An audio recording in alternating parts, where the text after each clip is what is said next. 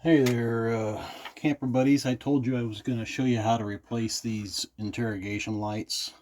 This is our master bedroom. I've already replaced the one above the queen size bed, but like I said, these are very bright. So I've already unscrewed the 3 screws. I've got the smoke detector here, and then I've also got the gateway access for the Wi-Fi here. So basically, you've got a black and white wire coming from your light here. And in most 12-volt vehicles, in cars and trucks anyway, usually your black is ground and your white is positive. In trailers, it seems like a lot of this is opposite. I'm not saying this across the board, but in this particular situation it is. So this black one is actually your hot lead, and the white is your ground. So what I'm going to do first thing is always disconnect the power. So I'm going to pull the fuse.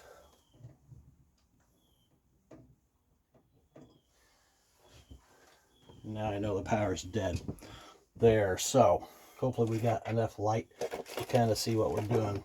So first thing I do, I'm gonna cut these wires here, and I'm gonna install the new Obeaming LED light, and let's compare them as far as like size.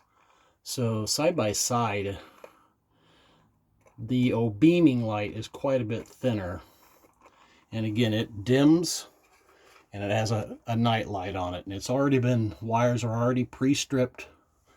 So and it tells you on the lead which one's positive. So here it says black. I don't know if you can read that or not, but it does say positive on there somewhere. So I'm going to connect my positive lead to my other lead, but first I got to strip these things back here real quick. So let me grab my stripping tool, and we'll just strip this wire back here real quick, just like that, and just like that. Have my wire nut in my mouth ready. I know black is positive. If you could understand what I'm saying with a nut in my mouth, and you're nuts. Get that joke? Okay, so I've connected my 2 black leads together using my wire nut, and I keep twisting it until both leads start to twist upon themselves. Now I'll take my ground to my other ground, and if you can or cannot see, I don't know, but the leads coming out of the ceiling actually have another pigtail and 2 more wires connected to them. I'm just bypassing that. I'm just making this simple for you guys to do this. So let's get this situated here. Make sure I don't have a bad nut there.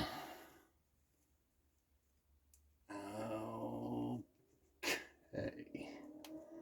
All right. So once I've got my nuts in there, I just want to make sure that that works. So I'm going to take my fuse, put it back into my circuit.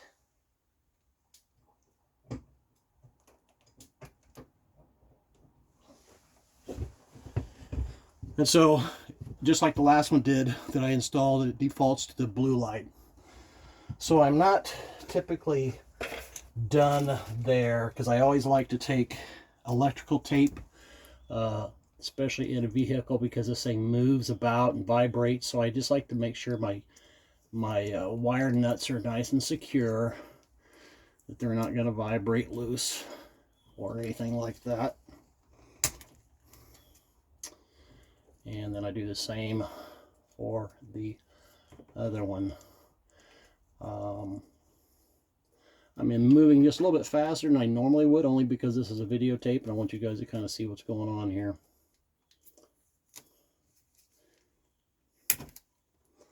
Okay, so I've got my 2 leads. Now just to warn you, when I pulled this off, all this crap fell out of the ceiling, so I'm going to shove this stuff back up in here, just where it came from.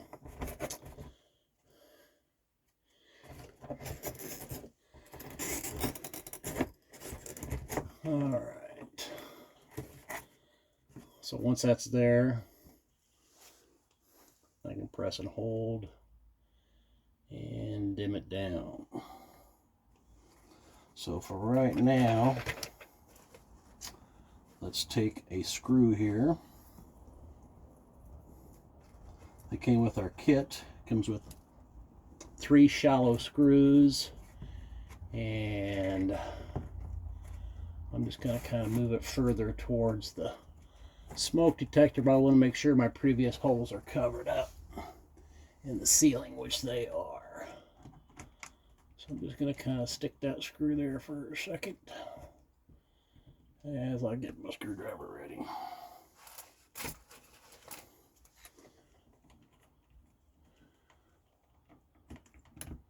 All right.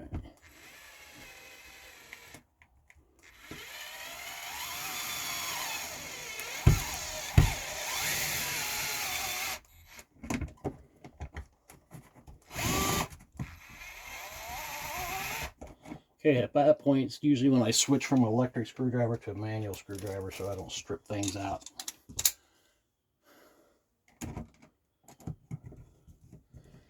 And that's just flipping on and off because my finger keeps touching the sensor. So I get that nice and snug. Now I've got 3 more to put in. But let's get this. So that's basically it. And you can see where the 3 screws go. And then once those screws are, I put my other 2 in there. It's got little silver caps, finishing caps, that will fill those holes in and gives it a super nice finish. So let me just, if you guys want to wait around for a second, I'll stick these other ones in there real quick. Switch over to my electric driver.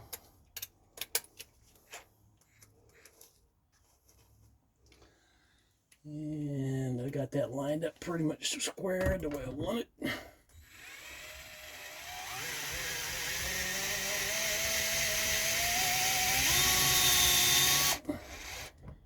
Kind of takes a moment for it to catch.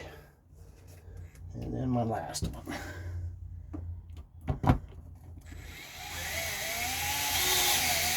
All right, that's where I switch back over to my manual screwdriver, so nothing gets stripped out.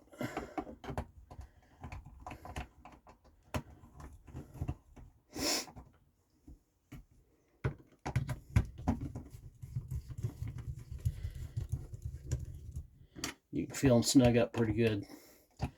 The hardware actually that comes with these Obeaming lights is actually pretty decent hardware.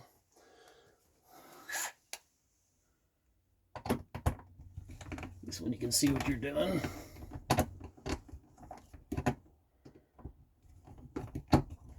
Here we go.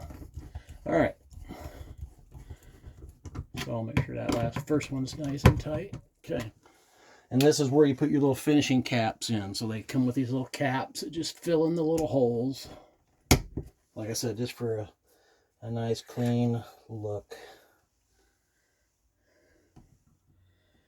And I'm not sure how much time we have on the timer here, but you know, a guy could do this probably in 5 minutes.